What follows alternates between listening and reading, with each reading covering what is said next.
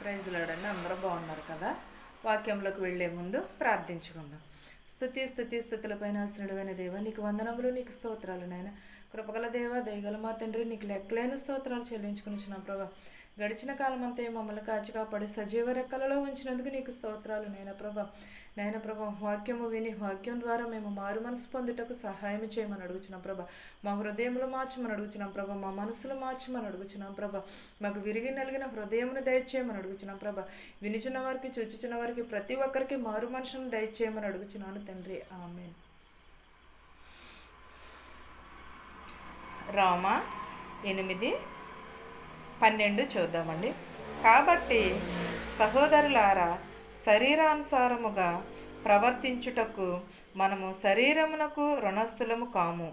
మీరు శరీరానుసారంగా ప్రవర్తించిన ఎడల చావవలసిన వారై ఉందురు గాని, ఆత్మచేత శరీర క్రియలను చంపిన ఎడల జీవించెదరు. దేవుని ఆత్మచేత ఎందరు నశింపబడుదురో వారందరూ దేవుని కుమారులై ఉందురు. ఏలయనగా మరలా భయపడుటకు మీరు ధ్యాసపు ఆత్మను పొందలేదు గాని దత్తపుత్రాత్మను పొందితిరి. ఆ ఆత్మ కలిగిన వారమై మనము అబ్బా అని తండ్రిని మొర్రపెట్టుచున్నాము. మనము దేవుని పిల్లలమని ఆత్మనే మనము ఆత్మతో కూడా సాక్ష్యము చెప్పుచున్నాము. ఏంటండి? సహోదరులారా, కాబట్టి మనం శరీరానుసారంగా జీవించుట కాదు కానీ దేవుని ఆత్మానుసారంగా జీవించమని చెప్పుచున్నాడు. మన చెడు క్రియలను చంపుకుని దేవుని ఆత్మను మనలో నింపుకుని దేవుడు నడవమని చెప్పుచున్నాడు. మనము శరీరం ఏమంటుందంటే దేవుని వాక్యము మనము చదవాలి అని అనిపిస్తుంది. కానీ మన మనస్సు ఏం చేస్తుంది? సాతాను చెడిన ఆత్మ మనలో ఉన్నది కాబట్టి అది ఏం చేస్తుంది అంటే వద్దు అనిపిస్తూ ఉంటుంది. మనం ఇంటికాడ చాలా పెందలకాడ లేచి గబగబానే స్నానం చేసి మనం అన్నీ కూడా రెడీ చేసుకుని చర్చికి ఏమనుకుంటామంటే ఇంటికాడ ఈరోజు నేను పెందలకాడే వెళ్ళిపోయి నేను చర్చిలో పాటలు పాడేయాలి, లేకపోతే ఈరోజు నేను వాక్యం చదవాలని ఇంటి దగ్గర ఎంతో ప్రిపేర్ అయ్యి వెళ్తాం. కానీ చర్చిలోకి వెళ్ళేసరికి ఏం చేస్తుంది? శరీరము సహకరించదు, ఆత్మ చదవాలని అనిపిస్తుంది. మనం ఏం చేయాలి? చెడిన ఆత్మను చంపుకుని మనం వెదరికి వెళ్ళాలి. చెడిన ఆత్మను మనము దూరం చేసుకోవాలి. సహోదరులారా, శరీరానుసారముగా ప్రవర్తించుటకు మనము శరీరమునకు రుణస్థులము కావును. మన శరీరమునకు మనము రుణస్థులము కాదు కదా, ఆత్మకు రుణస్థులము, దేవునికి రుణస్థులము. దేవుని ఎడల మనము ఎంతో ప్రణాళికను కలిగి ఉన్నాము. మనం అలాంటి ప్రణాళిక మనకి ఇస్తున్నప్పుడు మరి శరీరమును ప్రక్కకు పెట్టి మన చూపు పాపమే, మన నోరు పాపము చేస్తుంది. ప్రతి ఒక్కటిని కూడా పాపం చేస్తుంది. వాటన్నిటిని కూడా ఎదిరించి ఎదరకు వెళ్ళి మనము మన శరీరమును కాదు కానీ దేవుడు మనకు ఇచ్చిన ప్రవర్తించిన ఎడల, ఎవరు మీ శరీరానుసారముగా ప్రవర్తించిన ఎడల చావవలసిన వారే ఎందురు కానీ ఆత్మచేత శరీర క్రియలను చంపిన ఎడల జీవించేదారు. ఎలా అండి? మనం శరీరానుసారంగా జీవిస్తే మనము నశించేదామని చెప్పుతున్నాం. ఆత్మానుసారంగా జీవిస్తే మనము ఆత్మచేత శరీర క్రియలను చంపిన ఎడల జీవించేదాము. ఆత్మచేత దేవుని ఆత్మచేత మనం చంపిన ఎడల మనము జీవించేదామని చెప్పుచున్నాడు.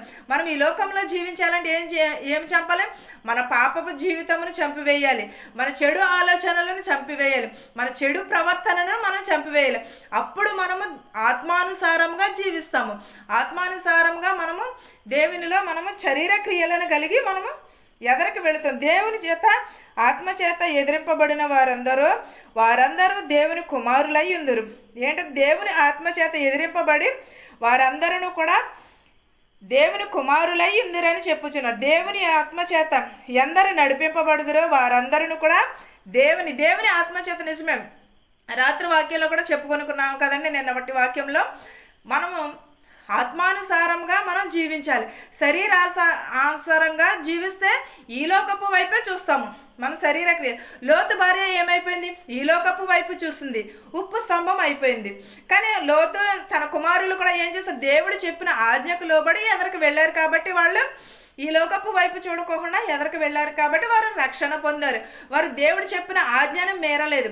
లోతు భార్య అయితే లోకపు వైపు చూసి లోకాశల వైపు, అయ్యో నా ఏమైపోచున్నది, నా ఇల్లు ఏమైపోచున్నది, నీదేమైపోచున్నది అని వెనక్కి తిరిగి చూసింది.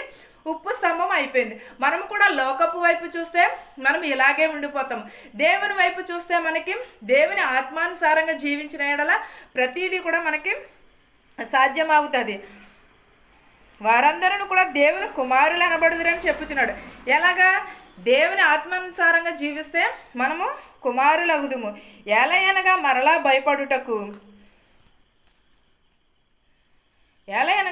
భయపడుటకు మీరు ధ్యాసపు ఆత్మను పొందలేదు కానీ దత్తపుత్ర ఆత్మను పొందితిరి. ఆ ఆత్మ కలిగిన వారమై మనము అబ్బా అని తండ్రిని మొర్రపెట్టుచున్నాము. ఎలా ధ్యాసపు ఆత్మను కదా, దత్తపుత్ర ఆత్మను పొంది ఉన్నారు కనుక మీరు అబ్బా అని తండ్రిని వేడుకొనుచున్నాము.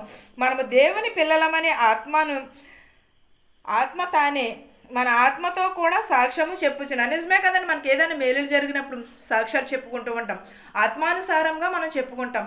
మరి అంతేగాని శరీర క్రియల ద్వారా మనం చెప్పుకోం కదా. మన ఆత్మ దేవుడు నింపి ఉన్నాడు.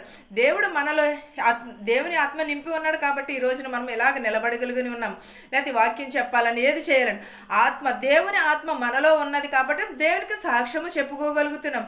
అది మానేసి మనం ఈ లోకపు వైపు చూసి మన శరీరం ఏమైపోతుంది, మట్టిలో కలిసిపోతుంది. ఆవిరి వంటి జీవితాలు మనవి, కొంతలేని కనబడేవి, కొంతలేని మాయమైపోయేవే ఆవిరి వంటి జీవితాలు.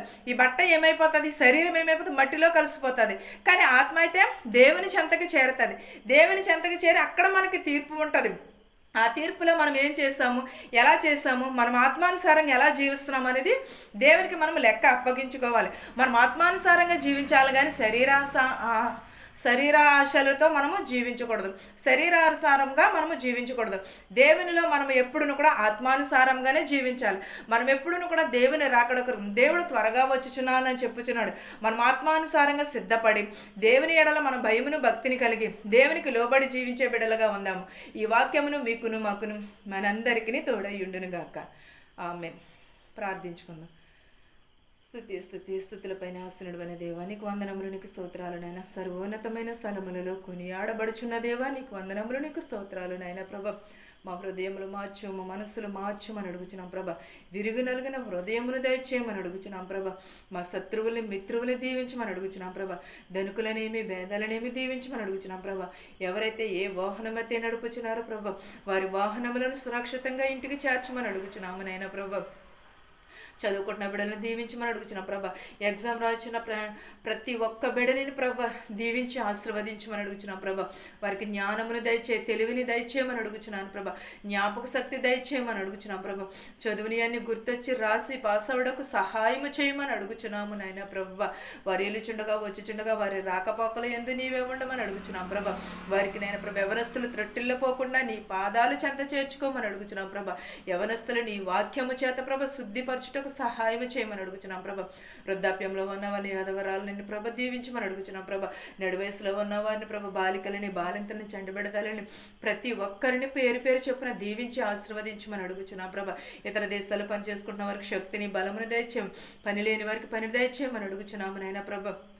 నాయన వచ్చిచుండగా వెళ్ళిచుండగా ప్రభ వారికి సురక్షితంగా చేర్చమని అడుగుచున్నాము నాయన ప్రభ. శుభకార్యాలు చేసుకుంటున్న వారిని కూడా ప్రభ సమృద్ధికరముగా ఉండటకు సహాయము చేయమని అడుగుచున్నాను నాయన ప్రభ. మాకు తెలిసిన వారిని తెలియని వారిని కూడా దీవించమని అడుగుచున్నాము నాయన ప్రభ. యాక్సిడెంట్ అయిన ప్రభని కూడా ముట్టి స్వస్థపరచమని అడుగుచున్నాము నాయన ప్రభ. నొప్పితో బాధపడుచున్నారు ప్రభ, నీవు ఉండి ప్రభ గాయములను మాన్పమని అడుగుచున్నాము నాయన ప్రభ. వారిని స్వస్థపరచమని అడుగుచున్నాను నాయన ప్రభ. ప్రతి ఒక్కరి కుటుంబంలో శాంతిని సమాధానమును దయచేయమని అడుగుచున్నాం ప్రభ. ప్రతి ఒక్కరికి విరిగి నలిగిన హృదయమును దయచేయమని అడుగుచున్నాం ప్రభ. వినిచిన వారికి చూచిన వారికి ప్రతి ఒక్కరికి మారు మనసును దయచేయమని అడుగుచున్నాం ప్రభ. మా దేశాలని మా సంఘాలని దీవించమని అడుగుచున్నాం ప్రభ. ఇంకనూ ఎవరినైతే మర్చిపోయింటే వారందరినీ కూడా దీవించి ఆశీర్వదించమని అడుగుచున్నాను ప్రభ. నా ప్రార్థనను నీ పాద సన్నిధికి చేర్చుకోమని నజరేయుడైన యేసు నామములో అడుగుచున్నాను తండ్రి. ఆమేన్. పరలోకమందున్న మా తండ్రి, నీ నామము పరిశుద్ధపరచబడును గాక, నీ రాజ్యం వచ్చును గాక, నీ చిత్తము పరలోకమందు నెరవేరినట్లును భూయందు నెరవేరును గాక. మా అనుదినాహారము నేడు మాకు దయచేయము. మా రుణస్థులను మేము క్షమించిన ప్రకారము మా రుణములను క్షమించుము. దుష్టి నుండి శోధన నుండి తప్పించుము. రాజ్యమును, శక్తియు, మహిమయు నిరంతరము నీవై ఉన్నావు మా తండ్రి. ఆమెన్. ఆమెన్. అందరికీ వందనాలండి.